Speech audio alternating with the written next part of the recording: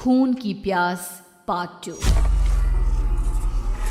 और उसके बाद वो जंगल एक बार फिर से सुमन की चीखों से गूंज उठा। लेकिन आज की रात सुमन की चीखों को सुनने वाला वहां पर कोई भी नहीं था।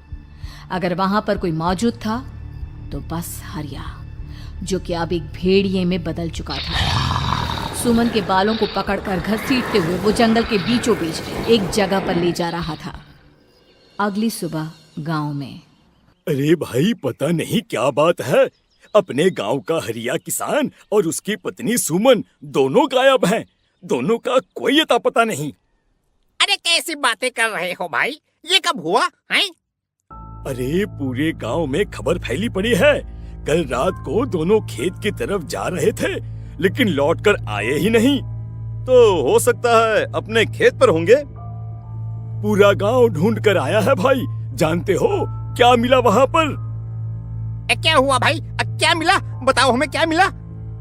अरे हरिया की पत्नी सुमन के कपड़े पड़े हुए थे। शरीर का एक एक कपड़ा फटा हुआ झोपड़ी के बाहर पड़ा था, लेकिन दोनों पति पत्नी का कोई पता ठिकाना नहीं था। अरे भाई, लेकिन उसका जो दोस्त है ना रामू किसान, उससे पता करके आते हैं ना। अब तक तो दोनों साथ ही खेत पर जाया करते थे। हाँ, हमें उसके घर जाना चाहिए भाई। चलो वहाँ चलते हैं, चलो। वो सारे लोग रामू के घर पर पहुंचते हैं। रामू अपने घर के बाहर बैठकर हुक्का पी रहा था। आज सारे के सारे लोग टोली बनाकर मेरे घर क्यों आ रहे हैं? क्या कोई मर गया क्या भाई? अरे कैसी बातें कर रहे हो? तुम्हारा सबसे अच्छा दोस्त हरिया और उसकी पत्नी गायब है और तुम यहाँ बैठकर हुक्का पिए जा रहे हो हैं? रामू ने अजीब सी नजरों से उन सब गांव वालों की तरफ देखा, जिसकी वजह से वो लोग एक बार के लिए डर गए। गायब है? अरे गायब नहीं है, मुक्ति मिल गई है। उन दोनों को मुक्ति मिली है। इस दुनिया में आकर हर इंसान पाप करता है और उसे उसके पापों के लिए मुक्ति मिलना बहुत जरूरी है। अरे ये कैसी बहकी बहकी बातें कर रहे हो भाई, हैं? और इसका चेहरा अजीब सा क्यों लग रहा है? लगता है दोस्त के मरने का गम बैठ गया है। पागल हो गया है शायद ये पागल। ये बात सुनते ही रामू चीख कर जोर से चिल्लाते हुए कहता है, पागल मैं नहीं हूँ, पागल तुम सब हो। और ये शैतानी जंगल अब तुम में से किसी को नहीं छोड़ने वाला, सबको खा जाएगा। याद रखना मेरी बात। शैतानी जंगल? कैसा शैतानी जंगल? लगता है रामू पागल हो चुका है। हमें यहाँ से चलना चाहिए भाई। चलो। तभी रामू की पत्नी बाहर आती है। नहीं, आप लोग इनकी बात का बुरा मत मानिए। 2 दिन पहले हरिया के साथ खेत पर गए थे। जब से वहाँ से आए हैं तब से ऐसी ही बातें कर रहे हैं। भगवान जाने ऐसा क्या देख लिया उन्होंने, खेत में कुछ भी बड़बड़ाते रहते हैं। लेकिन गांव के लोगों ने कमला की कोई बात नहीं सुनी और वो सब वहां से चले गए। रात अब धीरे धीरे ढलने लगी थी। तभी अचानक किसी ने धीमी सी आवाज में रामू को पुकारा। रामू, आ जाओ, मैं तुम्हारा इंतजार कर रहा हूँ। और सुनो, अपनी पत्नी को साथ लेकर आना, नहीं तो काम अधूरा रह जाएगा। ये आवाज सुनते ही रामू के चेहरे पर शैतानी मुस्कुराहट आ जाती है। वो धीमे कदमों से अपने घर के अंदर आता है। क्या हुआ? तबीयत ठीक है ना अब आपकी? मैं तुझे अपने साथ खेत पर ले जाने आया हूँ, चल। मैं तुम्हारे साथ कहीं नहीं जाने वाली। मुन्ना गहरी नींद में सो रहा है और उसे अकेला छोड़कर मैं तुम्हारे साथ खेत पर नहीं आ सकती। वैसे भी तुम्हारे उन खेतों में भगवान जाने कौन सा राक्षस घूम रहा है, मुझे तो डर लगता है। रामू गुस्से में दांत पीसता अपनी झोपड़ी से बाहर आ जाता है और कमला गहरी नींद में अपने बच्चे के साथ सो जाती है। तभी अचानक रात को रामू की झोपड़ी के ऊपर एक साया वही गाना गुनगुनाते हुए घूमने लगता है जो हरिया के मोबाइल में बजा करता था। मैं मौत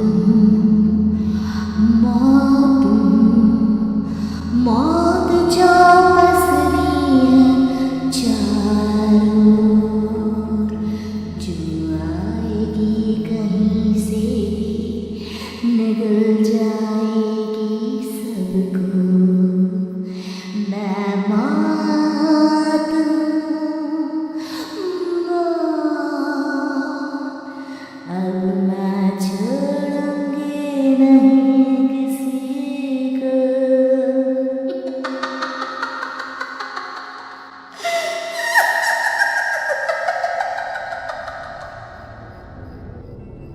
ये आवाज सुनकर रामू की पत्नी कमला की आंख खुलती है और वो देखती है कि उसका मुन्ना अपनी जगह से गायब था। कमला चीखते हुए बाहर दौड़ कर आती है। वहां पर उसने देखा कि रामू ने अपने बच्चे को झोपड़ी के बाहर एक पेड़ से उल्टा लटकाया हुआ था और उसका बच्चा चीख चीख कर रो रहा था।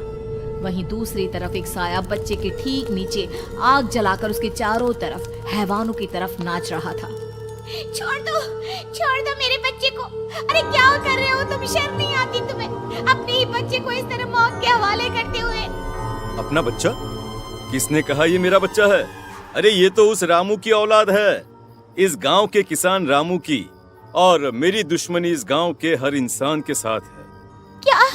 कैसी बात कर रहे हो तुम? और ये औरत कौन है? ये मेरे बच्चे को खा जाएगी। तभी अचानक से उस साया ने एक बेहद खतरनाक दिखने वाली औरत का रूप ले लिया और उसकी आंखों से आग निकल रही थी। सही पहचाना तूने। मैं तेरे बच्चे को खा जाऊंगी।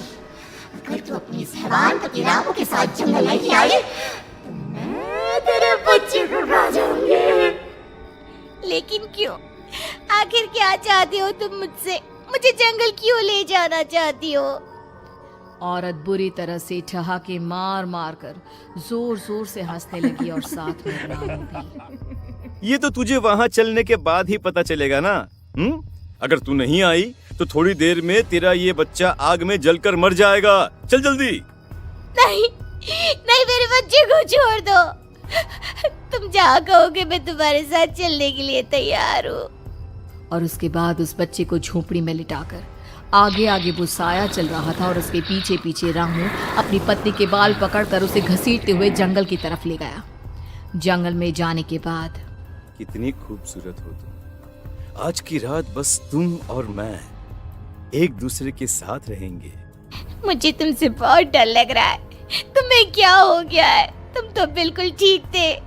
वो होगा जो हमारे बीच होना चाहिए। तो आओ अपने आप को मेरे हवाले कर दो। कमला ने डर की वजह से अपनी दोनों आंखें कसकर बंद कर ली थी। रामू ने बुरी तरह से चीख कर कमला से कहा, आंखें खोलो अपनी और मेरी तरफ देखो। कमला ने जैसे ही अपनी आंखें खोली उसने देखा कि रामू एक खतरनाक खूनी हैवान में बदल चुका था। कौन हो तुम? जाने दो मुझे। क्या चाहते हो मुझसे? वही जो एक आदमी एक औरत से चाहता है। मैं तुम्हारा पति रामू नहीं बल्कि इस जंगल का एक भेड़िया हूँ और आज की रात तुम्हारे खून से अपनी प्यास बुझा जाऊं। और उसके बाद वो जंगल कमला की दर्दनाक चीखों से गूंज उठा। अगली सुबह कमला के कपड़े भी जंगल में उसी तरह पाए गए जैसे कि सुमन के पाए गए थे। इस घटना के बाद पूरे गांव में दहशत का माहौल था। अपने माँ बाप की मौत और गांव में हो रहे इस तरह की घटनाओं की खबर सुनकर किशन शहर से गांव लौट आया था। अपने माँ बाप की बेदर्द मौत की वजह से वो बहुत परेशान था। तभी अचानक उसे अपने घर में खाट के नीचे पड़ा हुआ वो मोबाइल फोन मिला जो उसने अपने पापा हरिया को गिफ्ट किया था। अरे कितने प्यार से पापा के लिए मोबाइल फोन लेकर आया था। इसे एक दिन भी काम में नहीं ले पाए। और आखिर कौन है जो गांव में इस तरह की हत्याएं कर रहा है? क्या है इन सब के पीछे? क्या है? मुझे पता करना ही होगा, वरना एक दिन पूरा का पूरा गांव खाली हो जाएगा। इस गांव में एक भी जिंदा इंसान नहीं बचेगा। गांव के लोगों की मदद करने के इरादे से किशन अपने गांव से दूर एक दूसरे गांव में बहुत बड़े तांत्रिक के पास मिलने के लिए गया। तांत्रिक बाबा, अब आप ही कुछ उपाय बता सकते हैं। भगवान जाने हमारे गांव को किसकी नजर लग गई है। नजर नहीं लगी है, किसी ने तुम्हारे गांव को बद्दुआ दी है। किसी सताई हुई आत्मा का प्रकोप है और अब वो पूरे गांव में किसी को नहीं छोड़ेगी जब तक उसकी आत्मा को शांति नहीं मिल जाती। अरे लेकिन ऐसा कौन है बाबा? किसकी आत्मा है और कैसे मिलेगी उसे शांति?